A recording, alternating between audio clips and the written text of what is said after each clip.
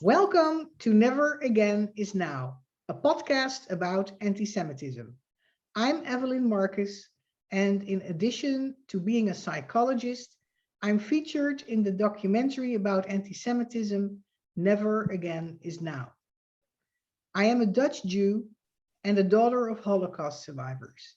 In 2006, I emigrated to the United States because of the rising anti-Semitism in Europe. I am Phyllis Zimbler Miller. I'm the founder of the free nonfiction Holocaust theater project, thinedgeofthewedge.com.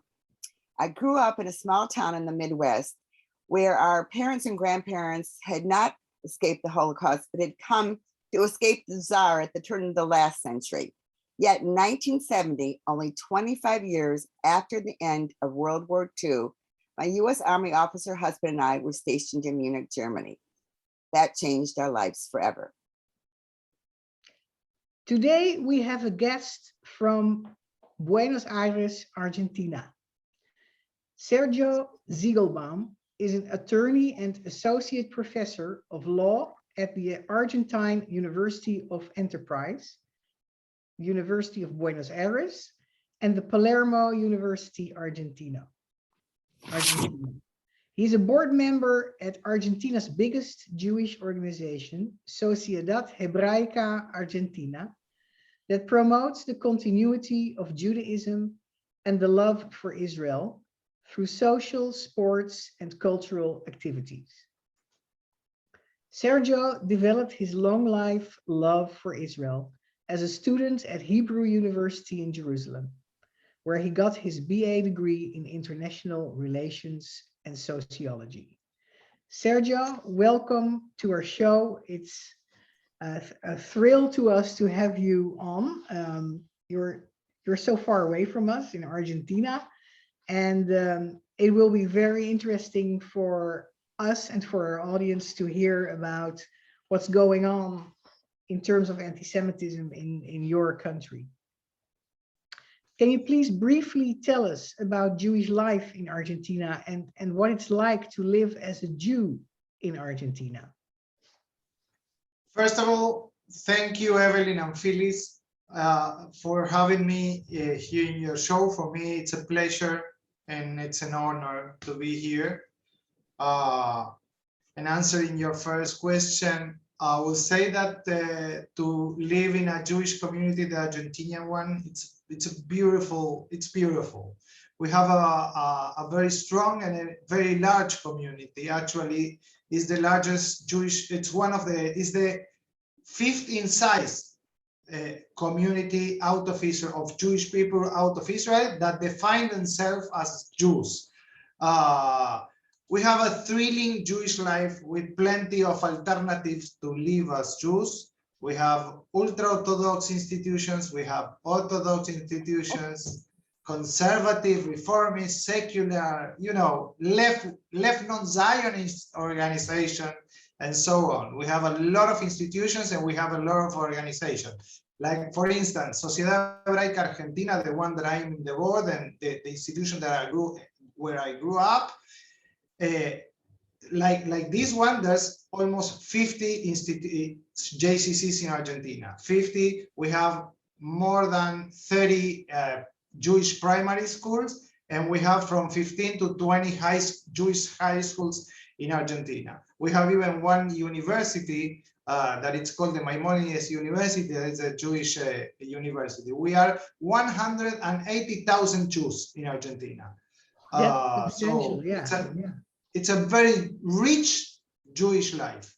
All my American friends and European friends that when they come to Argentina, to Buenos Aires particularly, they are very surprised by the Jewish life here.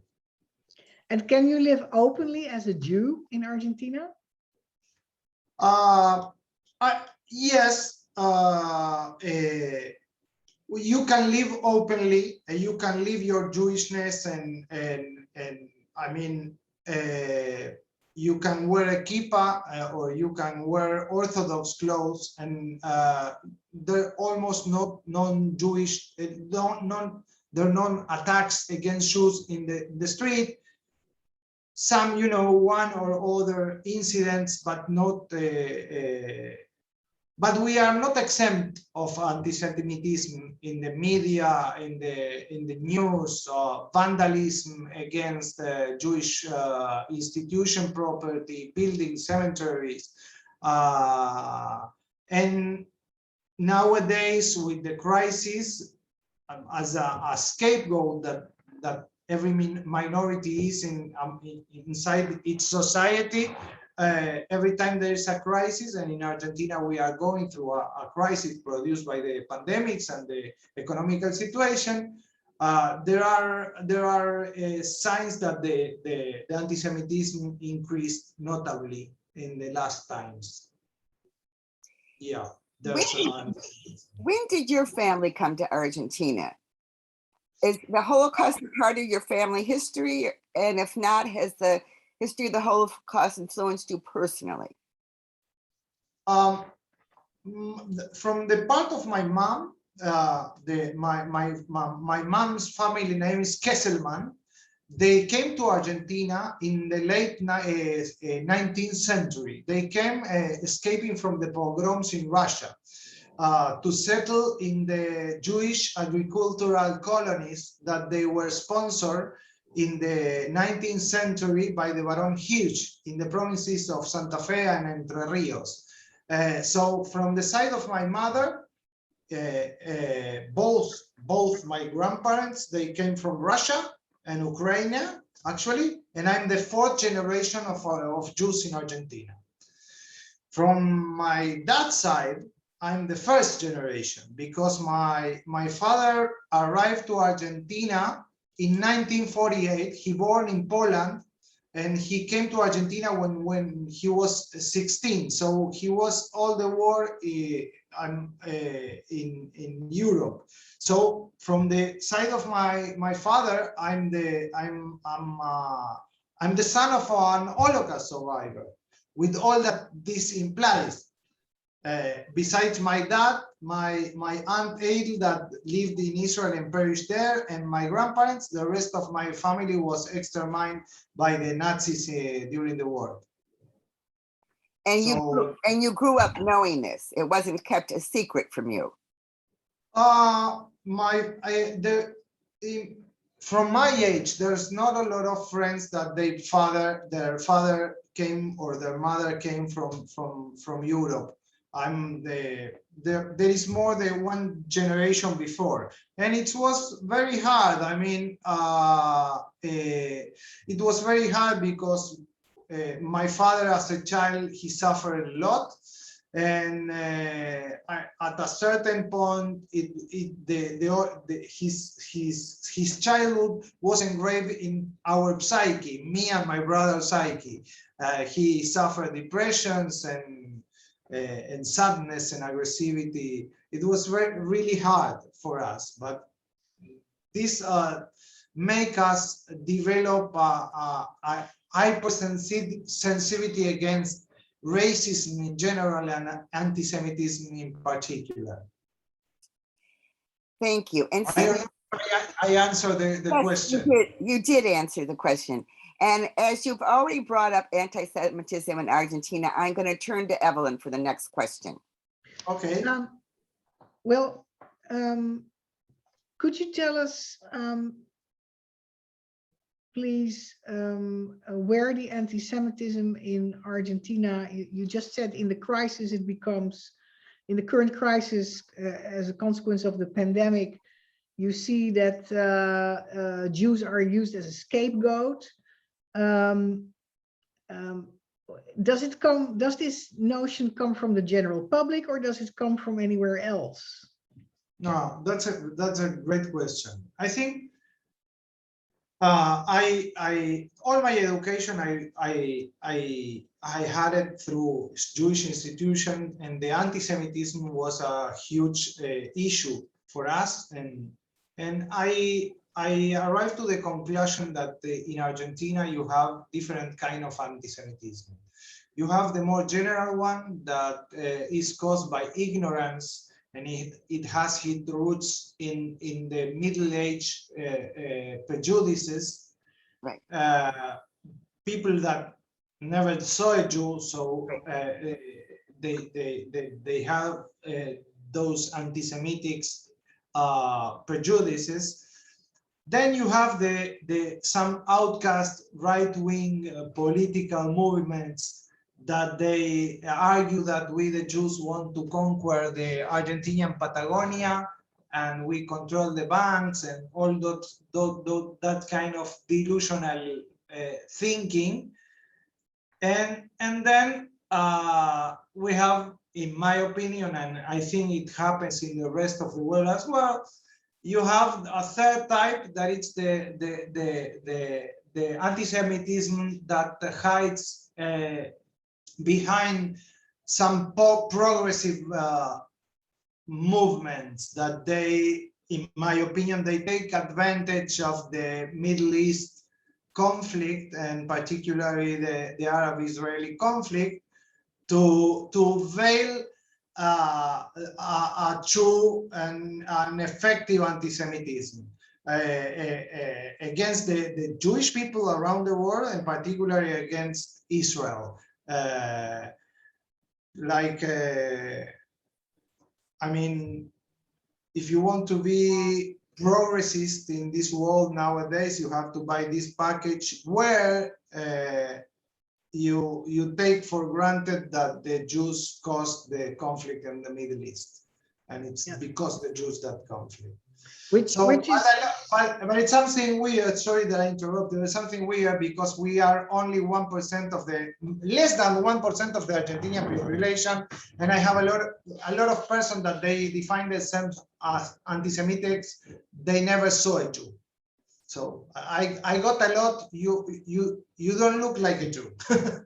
Oh yeah, yeah. And there were quite some Nazis who fled after World War II at the end to Argentina. Do you feel any influence of them or their children or grandchildren on anti-Semitism? Is there any anti-Semitism coming from there that you can really experience? Yeah, actually, the second idea that I gave you, that there are some outcast right-wing parties, those parties, in some way, what they do is to bring up and to reivindicate some Nazis ideas. So yes, that is the heritage of having flown Nazis after, with the Odessa plan, having Nazis in Argentina after the Second World War. I think that's the main effect of that issue. In the 1990s, the world was shocked by 2 terrorist attacks on Jewish buildings in Buenos Aires, murdering in total 114 people, mostly Jewish, not only, but mostly. And Iran and Hezbollah were behind these attacks. The Argentinian Jewish prosecutor Nisman was murdered in 2015, right before proving this in court, that Iran and Hezbollah were behind this attack. The Argentinian government at the time allegedly tried to cover up Iran's involvement in the attacks. Are these events still having an impact on Argentina's Jewish community and on you? Because you, from what I understand, what you told me, you were involved in the direct aftermath of that last terrible terrorist attack. Yeah, actually, it's a very sensitive subject for the Jewish community. And yeah, I was part of the aftermath of the second attack. During the first attack to the embassy of Israel, I was still living in Israel, but the second one, it was 50 meters from my house, and it was it was a bomb in the AMIA. The AMIA is the Jewish Argentinian organization that takes in charge the Hebrew program for the schools and the cemeteries and the needed people. They have an elderly service center or day center for the elderly. It's like the main the institution for the Jewish community. And my father, at that time, he was visiting a friend in that area. And after the bomb, I got there like 5 minutes after the bomb, and I never left because I started working as the translator between the forces of the IDF that came to unsuccessfully save the life of some victims, and the local police and the police department. So I was there until they left. The IDF left, and I worked there for 14 hours a day. But finally, what we did and what I did was translating to the local fire department the instructions of the IDF rabbi on how to treat corpse, because it was a massacre. And I worked there. Can I ask a question for clarity? When you're saying IDF, you're saying Israeli Defense Forces, is that correct? Yeah. Sorry, yeah. And were they already there, or did they come from Israel? Could you explain that? Oh, no. Yeah, sorry. After a week that I don't remember if 3 days or a week, Israel sent a group of rescuers from the IDF, a unit of the IDF that they are specialists in those kind of rescues after attacks, and they help all in all the world. They were in Mexico, they were in Chechnya.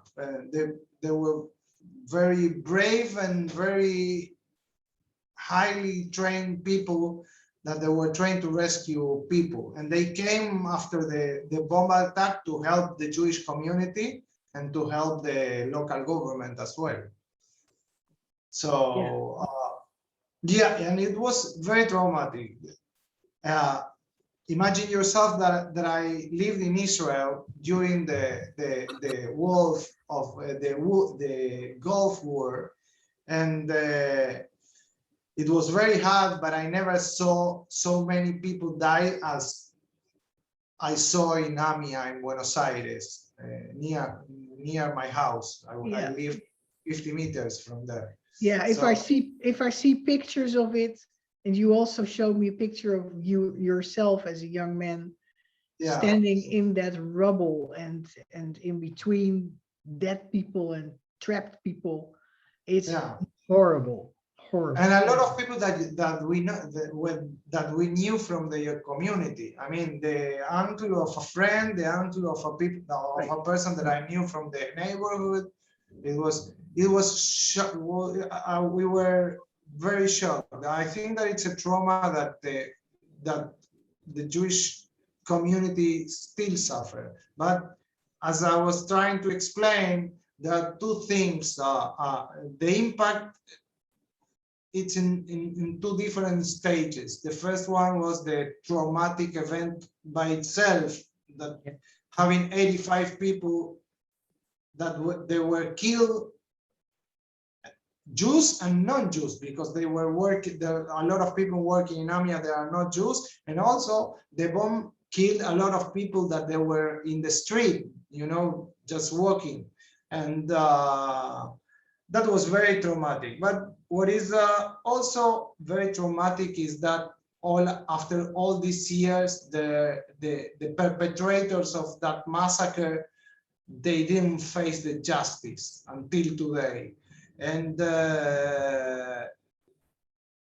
that's the immunity and the injustice, and knowing that the people that we know who did it in Iran, because they were officers of Iran, and nobody faced the justice and nobody went to jail from the real perpetrators, it's very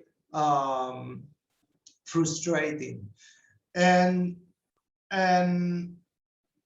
also because now trying to answer or to refer to what happened with Alberto Nisman, that was the prosecutor in the cause that was formed regarding the unlawful cover of the attack, trying to cover up for the Iranians and Hezbollah.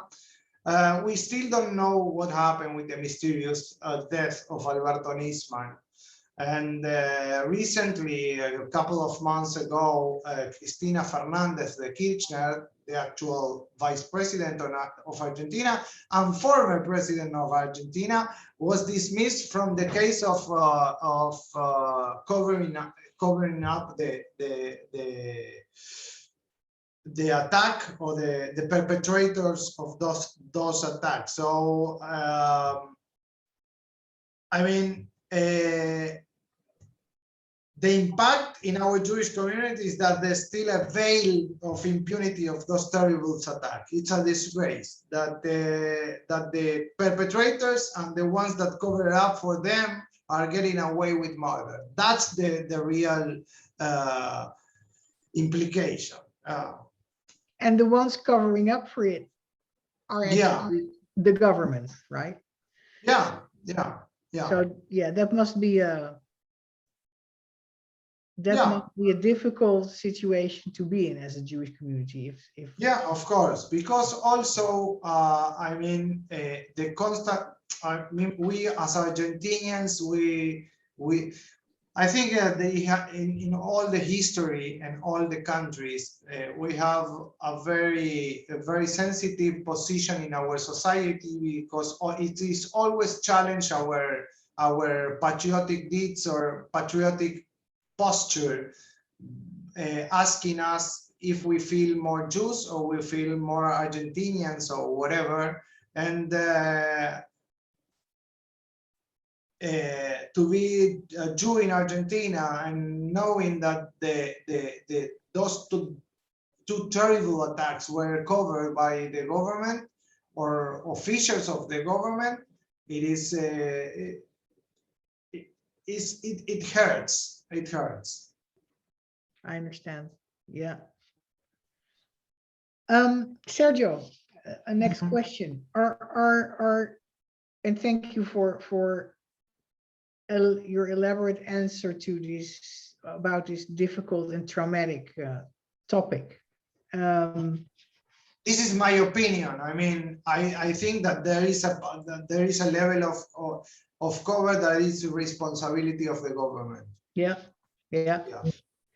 And there are also judges who say that, right? Are Jewish organizations working to combat anti-Semitism in Argentina? Yeah, I think that, we have a special institution that represents the Jews in the society, and they have a unit that they devote themselves to denounce anti-Semitic attacks, all of them, all kinds, to media and to property and to people. And we also have they try to do courses about anti-Semitism, and they invite the people, the Argentinians, that they are non-Jews, to the Shoah Museum in Buenos Aires in order to take courses and know about the Shoah, the roots of anti-Semitism. I mean, they aim to educate the society regarding the anti-Semitism and racism in general. So that brings me to the question, is Holocaust education mandated in Argentina? No. Of course, in the Jewish schools and the Hebrew schools, it's a part of the educational curricula, but in the public schools or private non-Jewish schools, It's not part, it's not mandatory. So we depend a lot from the teacher's initiative in order to have the issue discussed and taught in the schools. So I assume that the Jewish community does outreach to these teachers, hoping to convince them to talk about the Holocaust. Is that right? Yeah, the Jewish community has a special the AMIA, actually, the Vaad HaChinuch, that is the educational commission of the AMIA. They have a special program for non-Jewish schools to teach Holocaust, and they try to reach every school that they can in order to put it as a part of the curricula, the educational curricula. Thank you. Evelyn?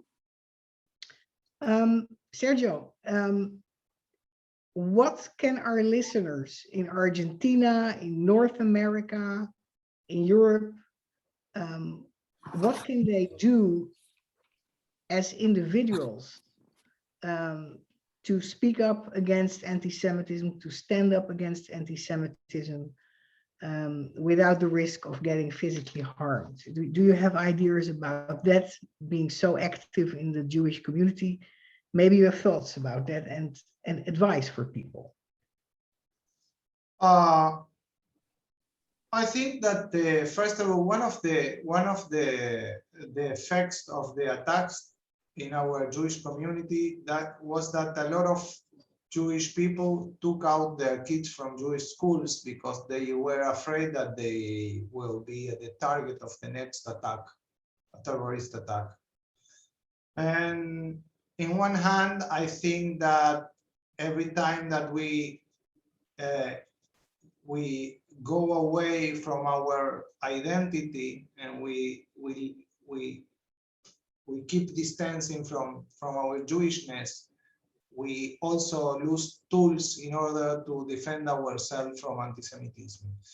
In my opinion, and I think that it happens in every Jewish community, not only in Argentina, we react very strongly against anti-Semitism. Most of us, we are not afraid to confront physically, if necessary, to those aggressions, but most of the times we lack of patience to explain what is anti-Semitism, and we are lack of tools in order to convince somebody out of those ideas. I think that the best tool in order to diminish and in order to decrease anti-Semitism and to terminate with the anti-Semitism, it's by education. But not only the rest of the people, but the Jewish people itself. I think that the community and the educational and the cultural institutions, they have to teach, and we have to promote the education among the Jewish community in order to give the necessary tools to explain the people what is the Jewish people, what is the Jewish history, what is anti-Semitism, and explain why that kind of racism it's rooted in myths and prejudice. But I think that we have also to be impatient, and when we receive an aggression, instead of reacting physically, we have to try to calm down and to reach the other person and explain why he is wrong. It's very hard. I have Polish blood, so you know that I'm telling you because for me it's very hard, but I try to do it in order to give an example to my kids. I'd like to repeat what you said before I give you a chance to say last words, that we Jews ourselves need to be prepared how to say things calmly and to understand that in many cases it's ignorance. People, I grew up as the only Jewish child in my all my classes in the Midwest, in my public school. They don't even know what a Jew is. So we need to, instead of screaming, we need to model composure and take the opportunity to change to educate people about both Jews and everything. So you said that beautifully. Now it's your chance for last words. I feel honored to be invited by you guys. Thank you very much. I think that we as Jews we have a very heavy very heritage, and it's our obligation as human beings to avoid and to help the humanity avoid the kind of atrocities that our people suffer through history, and particularly through the Holocaust. Me, as a son of a survivor, with all that implies, as I said, I feel that we need to speak out, and we need to prevent, and we need to go out and reach other groups and do the work that you guys are doing. Taking time to do a podcast or do the great documentary that Evelyn did. I think that that's the way, a Pacific way, to say never more again. Thank Never you again. so much, Sergio. And Thank thank you you. for our listeners. And I am going to encourage everyone who has not yet seen Evelyn's documentary, Never Again, is now to go see it on YouTube or Amazon. If you want more information about my play, which is in both English and German, and hopefully other languages, anyone want to volunteer for Spanish? Go to thinedgeofthewedge.com. It's to both educate students about the Holocaust and also to combat against anti-Semitism and hate. And so, Evelyn, you want to say something? Yeah, and my documentary Never Again is now on YouTube, is in subtitled in 5 languages, also in Spanish. Excellent. And to everyone everywhere, whether Jewish or non-Jewish, please, if you can speak up without putting yourself in physical danger, speak up against anti-Semitism and hate.